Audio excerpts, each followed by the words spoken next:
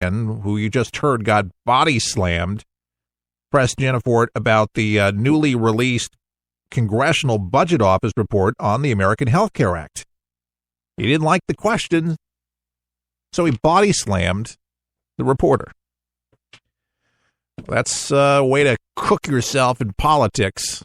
That's serious anger management. There's some people that are hotheads, man, but wow, not a cool thing. It is a viral video that's just all over the place, but it's unbelievable. Yeah, I think that his days are sealed. I don't think he's going to be finding much success in politics after that. I think that'll haunt with him the rest of his life. But you just can't. You can't do things like this and be in public office and get the public trust like that when somebody's just asking a question. All you had to do is just say, look, no more questions, like most people do, and just leave. And he got angry and got us a better judgment there. And then his people, how they handled it too, his handlers, everybody around the whole situation was just terrible. I would imagine that there's got to be some truth to this guy didn't just wake up angry or hangry where he didn't get something to eat. I could just imagine that this guy was just a hothead just to begin with. That's just my observation from this. And I don't know a lot about him, but, I've been upset with people. I don't body slam people. I don't pick people up because I don't like what they said or questions that he may have asked me. By the way, we do have a new feature. When we make the announcement, we went to Facebook Live today. If you're listening right now at our live portion of this broadcast, which means that the station that you're listening to, and once in a while, just make mention, noon is when we kick off the show Eastern time, Monday through Friday. So if you're not listening during that time, then you can't call in. But right now, 813-423-TALK. If you'd like to weigh in on this conversation about any of the subjects today, Trump being the disruptor, NATO, nations paying their fair share, whatever's in your mind, or the conversation around your water cooler today, 813 area code 423-8255, and we'll put you on the air, 813-423-8255. Love to have you on. Now, we've mentioned this gang that's in the U.S., MS-13. These are bad hombres, ladies and gentlemen. They're really bad people. But at least 16 self-proclaimed MS-13 gang members were transferred out of federal custody. We've talked about this. And then into these community placement centers, where they're what they've called these across the country, during the big border siege. And with unaccompanied children from Central America in 2014. Folks, do you remember who was president back in 2014? Yes, 2014, the Obama administration declared a humanitarian crisis after tens of thousands of immigrants flooded across the United States border. The dramatic increase in immigrants from El Salvador, Guatemala, and Honduras overwhelmed border authorities at the time. So a news report from Fox News has learned that more than a dozen teenage gang members were captured during the search. Now, according to Johnson's letter, these documents obtained by Fox News, the gang members freely admitted that they were active MS-13 gang members and marked bathrooms inside a placement center in Arizona with MS-13 associated graffitis. One teenage gang member said that he was a drug dealer and would continue to do the same in the United States with his family.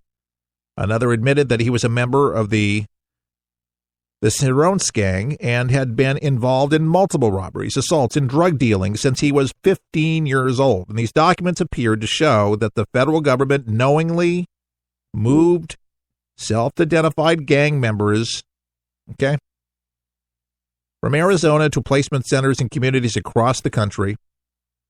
And as you know, it's common for UACs, unaccompanied children, to be released from the placement center while awaiting a court date. And it's unclear, though, from these July 2014 accounts whether any of these self-identified UAC gang members were released, Johnson wrote in his letter to the Office of the Refugee Settlements. But there are many people that believe that they were released, have been released, And they're all throughout the United States, killing people, robbing people, raping people. Thank you, Obama. Thank you so much. And where did this terrorist come from? That just wreaked all that havoc with help from daddy and brothers and friends. Went to Syria. You don't think that vetting's important? You don't think that the wall is important? You know, a lot of the celebrities, you heard from Katy Perry yesterday, but this is the echoed sentiment of entertainers and those for the left. They just think that we can love each other.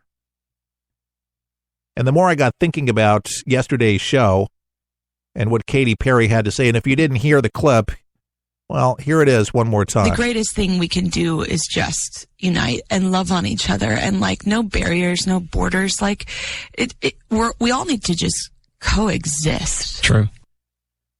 Now, Katy Perry, or to anybody that has that mindset, do you think that that terrorist was filled with love? And when he killed those children, do you think he had love in his heart? Do you think we should have love in our heart for the terrorists? I don't think so. I don't think so. See, there's certain things on earth that deserve gasoline and to be lit. One of the biggest ones was the Nazis, ladies and gentlemen. The other thing is slavery. There's certain things that have to be eradicated. Terrorism has to be eradicated from our planet. This sick, ugly ideology is disgusting. And it has to be rooted out. Love is great. Love holding hands. It's beautiful.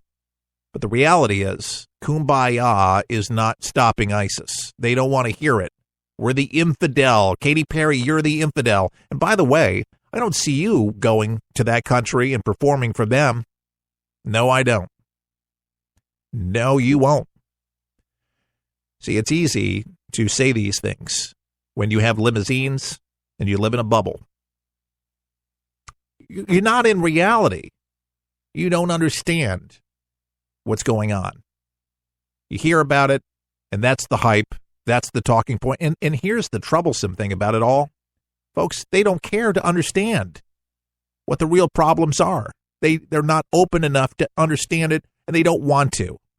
They just want to simplify it. Let's play a little Katy Perry music, and it'll soothe the beast. It will relax them. It'll make them not want to blow themselves up. They don't like us. They don't like our way of life. We are a threat to them. Their mission is to destroy Western civilization, Christianity, worldwide. Do you not see what's happening in the Middle East? Do you see how many hundreds of thousands of Christians have been buried in mass graves? The artifacts they're trying to erase, to eradicate Christianity, trying to annihilate peoples. Do you think that's love? That's hate. Do you think Nazis were trying to kill the Jews? Do you think that was love? You want to hug the Nazi? Come on, Katy Perry. Get on the bandwagon. Wake up. You know, sometimes you gotta put a dose of reality, in somebody's drink. It's sobering, but it's got to be heard. Somebody's got to say it. And I'm convinced that this program does it, and we have to do it, and that's why I get on the air every single day, Monday through Friday, right here. If it's new to you, great. If you would like to share the show, go share the show. If it resonates with you, that's awesome.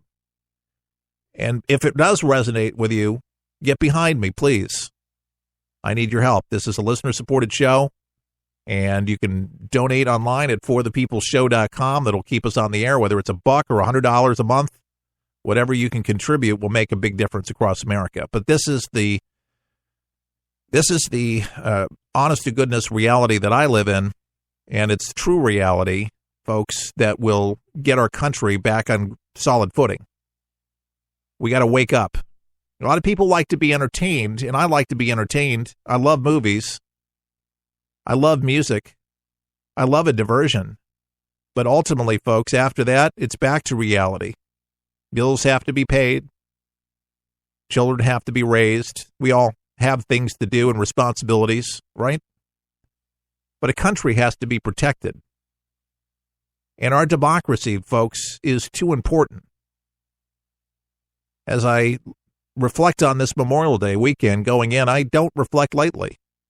I think about the service that my grandfather and his father and family and my father served the military bravely with distinction and sacrificed plenty. And the friends and people that I knew from Vietnam and other past wars, they paid a big price, folks, and they're reaping the repercussions mentally, physically. Some don't have limbs. Do you have your limbs? Some don't have all their brain. Some of them are missing parts of it from explosions. Oh, yeah. Folks, this is the reality, folks, to keep us free so Katy Perry can sing her songs and say the things that she wants to say, because we do have freedom of speech over here, and that's a beautiful thing. I don't have to agree with her, but she has a right to say what she said. And that's why I wanted you to hear what she had to say. But the truth of the matter is, freedom came at a huge price for all of us. And we continue fighting this fight. And we'll always have to do that because, unfortunately, there's always going to be haters of America. They do not like us, our way of life. They don't like our freedoms. Some think that we have way too much freedom. Perspective for me is going over to another country that doesn't have much, and I've done that several times in my life to see the poorest of the poor in the world, to see what that reality is. And I'm always feeling grateful. And I've heard this to be true with military personnel coming back, serving all around the world, no matter where it is, how beautiful it might be someplace else. They are so happy to be back here, back home, to the good U.S. of A., where people actually kiss the ground when they come off a plane and get back on this soil. They love this country so much. But, folks, they get it. And that flag, it means something. It means something. And let it mean something again to you. Now, I know I'm preaching to the choir, a lot of our audience here that listens, and you get this. But this Memorial Day, make sure you fly a flag somewhere, someplace. Put a flag on a grave. Put a flower somewhere and to say thank you. Thank God. Thank the people that served and protected, stood in your place so you didn't have to. See, folks, these are the thoughts that I have, and I think most patriotic Americans have. But it's not thoughts merely that I have on Memorial Day weekend or July 4th. It's thoughts that carry all throughout the year, that I have this attitude of gratitude. I am very thankful. Because I could have been born just about anywhere else on the planet, but here I was born with opportunities, freedoms. I can do a radio show. I can speak my mind, even though maybe not everybody agrees. And that's okay. But I have a purpose. And so do you. Don't forget it. By the way, the Spratly Islands, this reef, it's a military installation for China. Well, China is telling us to stay away from it. We got a little too close, apparently. China warned our Navy destroyer, the USS Dewey, to leave the area near their island, according to officials. Yeah, this man-made island, folks, in the South China Sea, the Spratly Islands. It was told to leave by Chinese warships. Ren Garling, a Chinese defense minister spokesperson, said China steamily warned the U.S. over its patrol over the disputed territory and that the moves were not conducive to peace and stability in the region. And Reuters was the one who broke this story. And the destroyer was less than 12 nautical miles from a man-made island, he said. The U.S. USS Dewey, which is a guided missile destroyer, made the passage near